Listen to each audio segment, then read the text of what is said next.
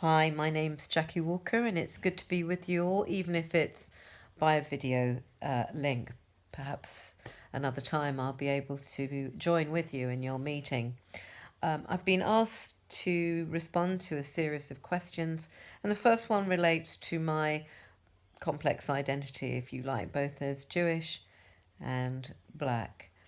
And first of all, I'd like to say something about that because I think in many ways, all our identities, as we know, are now extremely complex and mobile things. So, that having been acknowledged, my father was an Ashkenazi Russian Jew who came to New York in around 1918.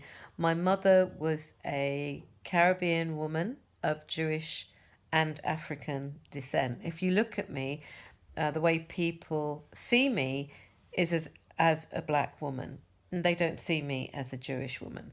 And that, of course, is one of the complexities that I deal with. But in terms of how it formed my scholarship, I worked very hard to find out what I could about both identities.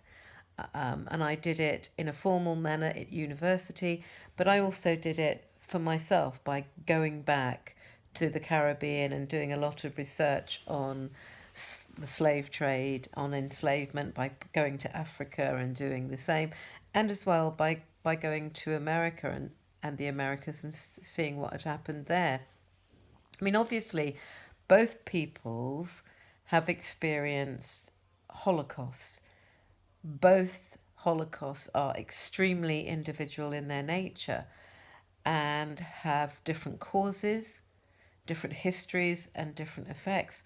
But what strikes me about this whole situation, is that what it's made me feel like is that to be an essentialist of any type is sort of a waste of time. So I I'm an internationalist, and I'm an internationalist because what I'm interested in is the advancement of humanity, whatever people's identities are. But what it's done for me is it's always made me identify with the oppressed. And I've always wanted to make that link between the different types of oppressions that there are.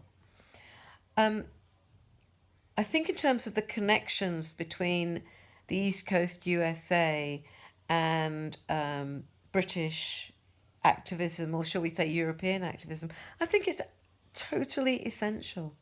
I mean, first of all, we're in Britain, we're both British English speaking countries. And secondly, of course, we are all affected by each other.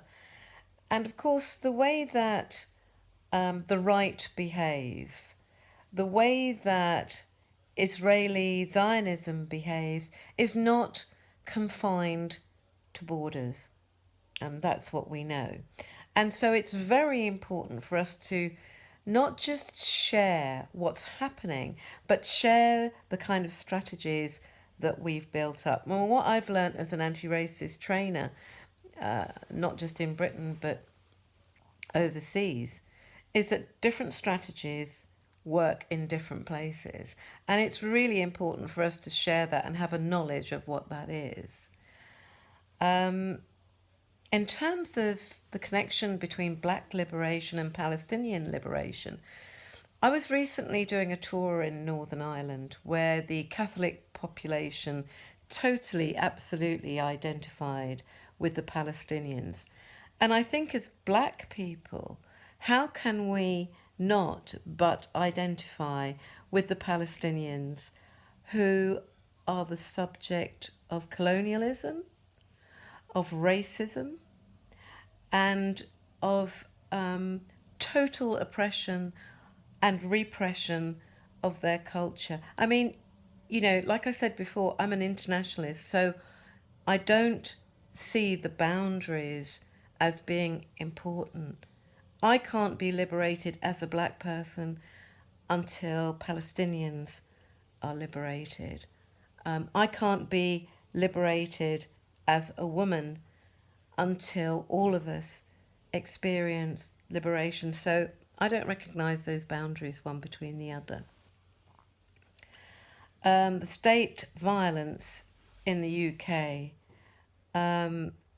So there are many forms of state violence. One form of state violence is the fact that in the UK we're one of the major arms manufacturers in the world. This is state violence. And there's another form of state violence which is about the oppression of the poor. It's about the way that the police are used. We too have black deaths in custody. This is state violence. We also have the violence of the rejection of black history and of black identity that goes on. I think what we need to do is to think of violence as damage against the person, both psychological damage and material damage. And of course, in terms of that, what we see happening with the Palestinians is an extraordinary amount of suffering. But when I look around me, I live in South London. When I look around me and I look at the amount of young black boys that are ending up on the fringes of society, being put into prisons, being brutalized in prison, being excluded from the workplace, being excluded from government because all of our parties do not have proper representation of people of colour in them. This is all state violence.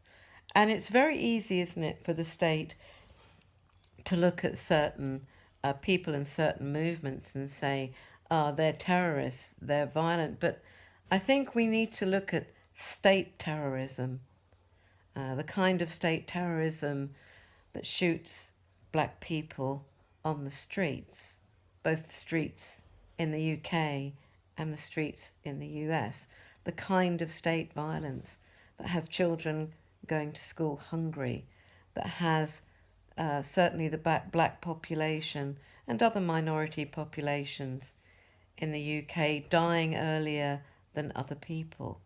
Anyway, I just wish I could be with you, but good luck in everything you're doing. Bye.